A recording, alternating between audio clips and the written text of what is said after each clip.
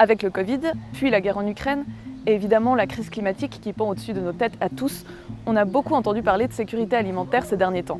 Un chiffre en particulier interpelle.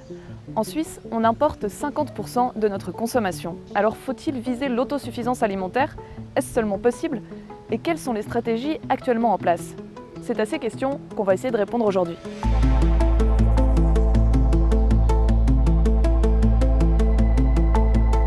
Déjà, qu'est-ce qu'on entend par autosuffisance alimentaire? C'est assez simple.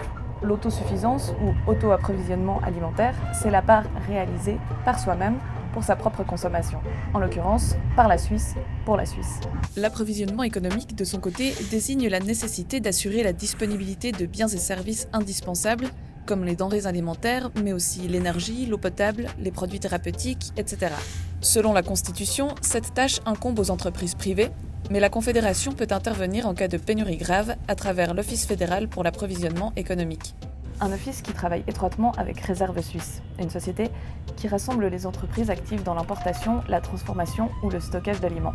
Et là, on est donc en route vers Berne pour rencontrer son responsable de la direction qui va nous parler de cette complémentarité entre stockage et production.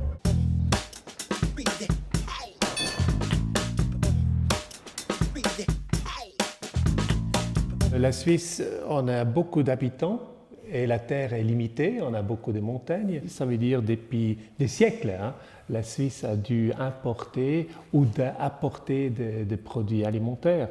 À l'époque, les gens sont émigrés ou meurent de faim. Actuellement, on n'a plus ça. Ça veut dire qu'on a cette stratégie que le gouvernement stocke du blé, mais ce n'est pas le gouvernement qui construit des silos, qui maintient des silos. C'est les entrepreneurs, les moulins, les importateurs. Et pour ça, la Suisse, depuis la Deuxième Guerre mondiale, on n'a jamais subi une sorte de famine ou quelque chose comme ça. Des moulins comme celui-ci à Grange-Marnant. Notre rôle, c'est d'assurer une réserve pour la Suisse de 35 000 tonnes de céréales pour toute la grandeur de notre groupe. Et ici, on a une partie de cette réserve. Donc, dans ces silos, nous avons différentes céréales. Les céréales principales sont le blé, l'épeautre et le seigle. Ces céréales sont contrôlées et ensuite renversées et stockées dans ces silos où on a 20 000 tonnes de stock. Une fois que les céréales sont stockées, elles sont transférées pendant la nuit sur le moulin et puis ensuite, depuis ces céréales, on produit de la farine. La guerre en Ukraine n'a pas un impact direct pour les céréales en Suisse puisque nous, on importe environ 10% des céréales, le reste provient tout de l'agriculture suisse et on est touché plutôt sur quelques spécialités comme des blés bio, l'épeautre, le millet ou le tournesol. On l'a déjà dit en introduction, on importe à peu près 50% de notre consommation alimentaire. Pour vous donner un peu plus de détails, on est pratiquement auto-approvisionné en viande et on produit même plus de lait qu'on en consomme. En revanche, on ne produit que la moitié des œufs et légumes et environ un quart des fruits et des huiles végétales. Or, certains s'inquiètent de ces chiffres, surtout en période de crise.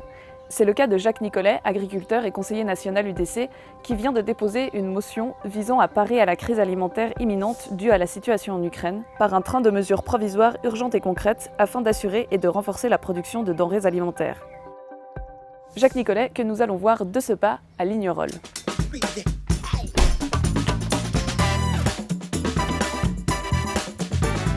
Alors cette motion formule un certain nombre de demandes à l'endroit du Conseil fédéral, notamment le fait de surseoir à certaines mesures nouvelles de biodiversité que le Conseil fédéral envisageait mettre en œuvre, notamment le fait de mettre 3,5% des terres à soleil en biodiversité complémentaire. Donc, par cette motion, d'une part, je demande que ces hectares-là soient pour l'heure maintenus dans une agriculture de production pour permettre justement de la production de denrées alimentaires en Suisse pour nourrir la population ou accessoirement nourrir des animaux qui indirectement nourrissent la population derrière. Justement, parlons-en de ces animaux qui nourrissent la population. En 2018, l'Agroscope publie une étude qui fait réagir.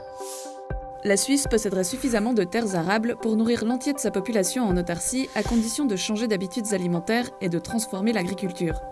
En résumé, de réduire drastiquement la consommation de viande pour produire davantage de végétaux destinés à la consommation humaine. Mais tout ceci ne résout pas la question des importations nécessaires à l'agriculture suisse.